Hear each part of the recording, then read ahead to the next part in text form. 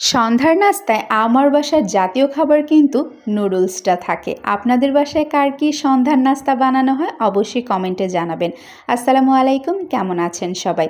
আজকে সন্ধ্যায় একটু নুডলস রান্না করেছিলাম আর সেটার রেসিপি নিয়ে চলে এলাম আপনাদের সাথে। আমি জানি সবাই কম বেশি আমরা নুডলসটা রান্না করতে পারি, বাট আমি যেভাবে নুডলস রান্না করেছি তার একটি ছোটোখাটো রেসিপি শেয়ার করছি।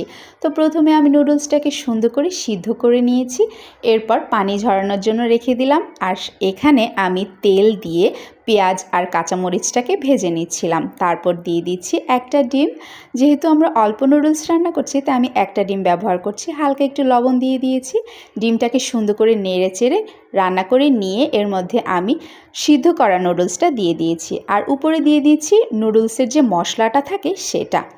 আমার না শুধু নুডলসের মশলা ভালো লাগে না, তাই আমি এক্সট্রা একটু স্বাদে ম্যাগির যে মশলাটা থাকে ওইটাও একটু অ্যাড করে দিচ্ছি।